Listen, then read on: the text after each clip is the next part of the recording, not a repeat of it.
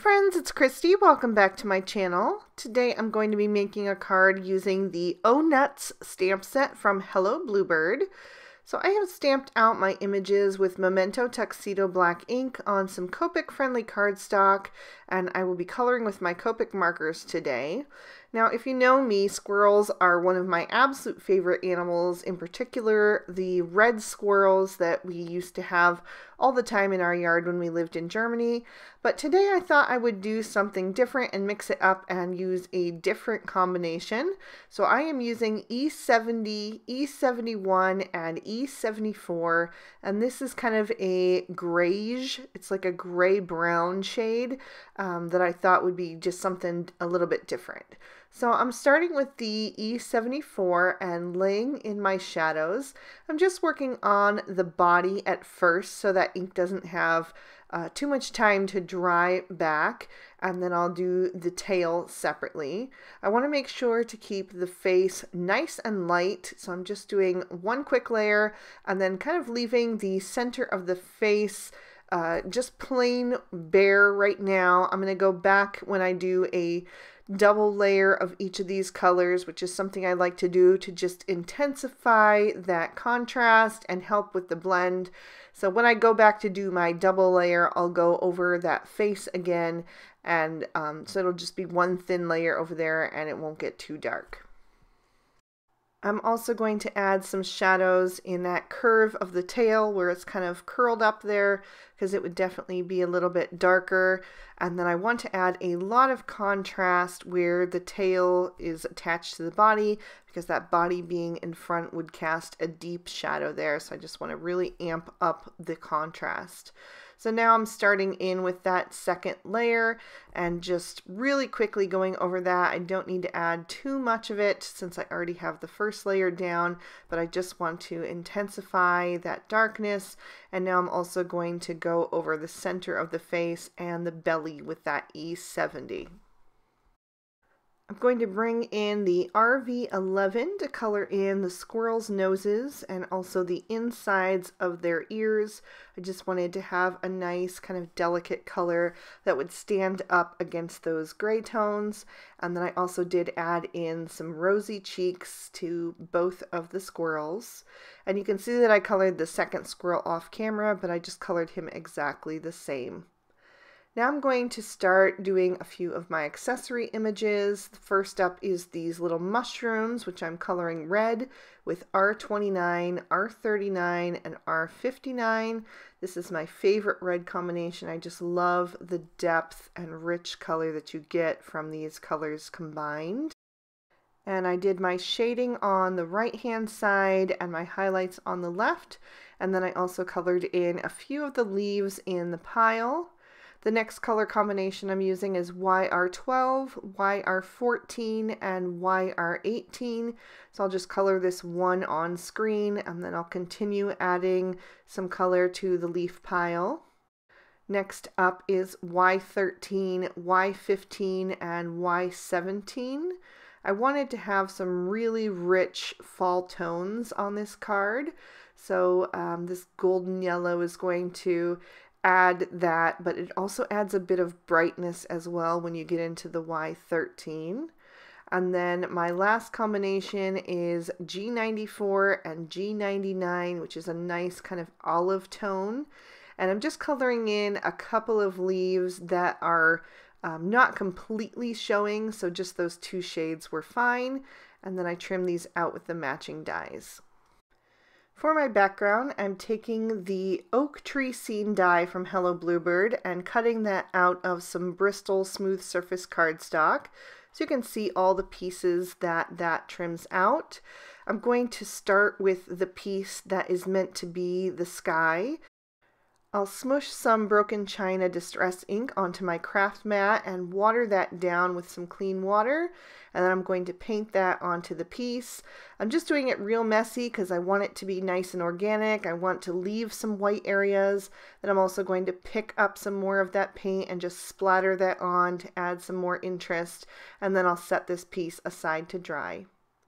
Next, I'm taking some gathered twigs and I'm going to work on the part that is the tree, and I am just going to sponge that on with a distress ink applicator tool, and I'm doing that on the left hand side. And then I also want to go on the underside of the branches and add a little bit of depth and dimension to those. I'm letting that ink kind of fade off on the top edge of those branches, and I'm also going to come in on the other side as well and just add a little bit more depth and really pick up the wood grain texture that the die creates. Then I'll set this piece aside to dry and grab the next piece, which is the grass, and I'm using peeled paint for this one.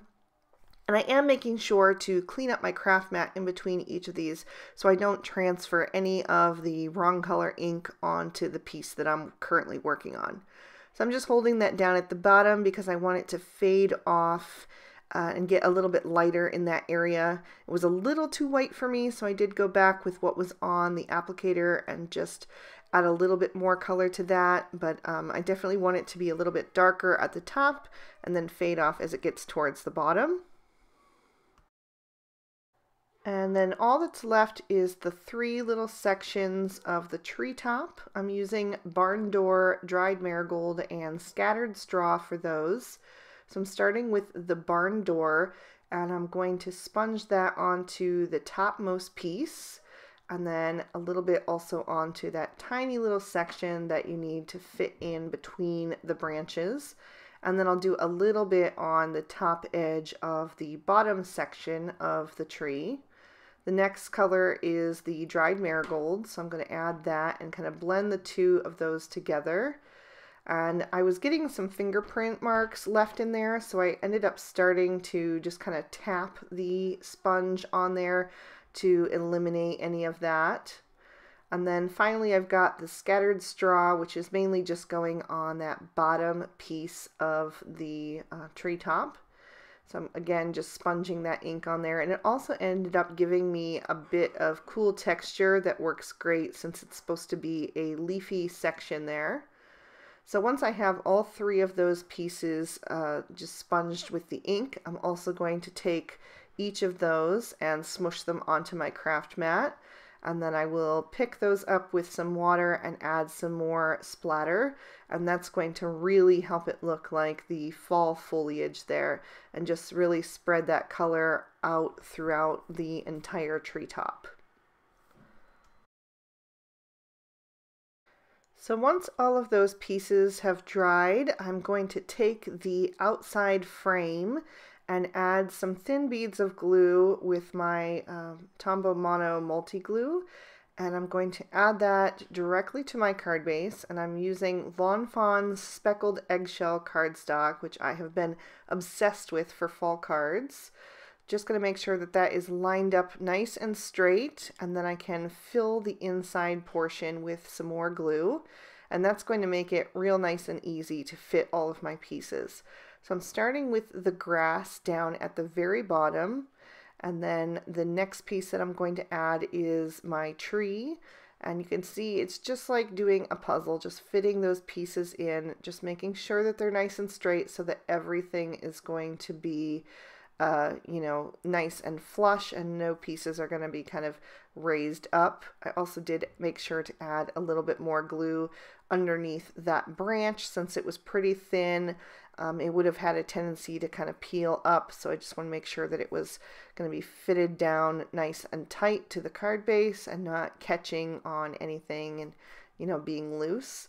I'm going to do the same in this tiny little section for that treetop to make sure that that'll be adhered really well, and then I can fit the final piece down in, and you can see how that really completes the scene, and it was really nice and easy to do.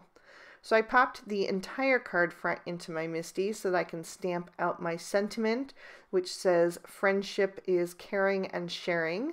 And I used some VersaFine Onyx Black ink for that. I wanted it to be nice and bold, especially since it is a finer font and the lettering is pretty small. So I wanted to make sure that that sentiment really stands out. Then I will open up my card base and pop it back into my MISTI so I can stamp on the inside. And I'm using Lawn Fawn's Fake Tan ink, which is a really nice dark orange, almost like a pumpkin color, great for fall. And I'm stamping out another sentiment that says, "Enjoy the little things," and two cute squirrels holding a pine cone. So now it's time to build my scene, and I'm going to start with my pile of leaves since I want my squirrels to look like they are jumping into it, so I really need to have that down first so I can see where I want them placed on the card. So I'm going to add that over on the right hand side, and then I'll have the squirrel that is clearly jumping. He's going to be just above that, really accenting the sentiment. I don't want his tail to overlap farther than the edge of that frame because I wouldn't want it to get bent in the envelope when it's sent to a recipient. And then the other little squirrel is going to go over on the left, and he is just having a great time with his buddy as well, just jumping into those leaves. Then I'm going to take my two little mushrooms and add those near the base of the tree to give it a nice pop of color down there in that bottom left corner. And then I can take my two falling leaves and add those as well. I wanted them to kind of be bracketing that sentiment kind of, so I wanted to make sure that I had the placement just right, and I did fiddle just a bit with that. Making sure that I had them right where I wanted them to go before I adhered them down. And so once I was happy, I just went ahead and added that glue and then set them down into place. I wanted to add some detail to the mushrooms, so I grabbed a white gel pen and added some polka dots to the top, and that kind of ties into the splatter in the treetops. And as a final embellishment, I'm going to take my favorite crystal stickles and add a bit here and there on the card. I just love this color because it takes on kind of the color of whatever you put it over. So it really works well on all kinds of different images. So I'm just basically going down the center line of each of the leaves. And then I also decided to dot some into the treetops just to continue with that speckled look and carry some of that sparkle and shine up at the top of the card. And then I also decided to add just a little dot to each of the squirrels' noses. And that is going to complete my card for today. I'll pick that up so you can see how all that stickles catches the light. I just love the look of it. And then there's another peek at the inside of the card as well. So I hope you guys enjoyed today's video. I had such a blast creating this one for you guys since I love squirrels so much. And I'm glad I went with that gray-brown tone for a change because I think it really sets off those fall colors. So if you guys did enjoy the video, please be sure to give it a thumbs up, and you can subscribe to my channel if you haven't already. You can also ring that notification bell if you want to be sure that my videos always end up in your feed. Here are 2 extra videos I thought you might also be interested in, so if you'd like to keep on watching, you can click on either one of those. I hope you all have an amazing day. Bye-bye.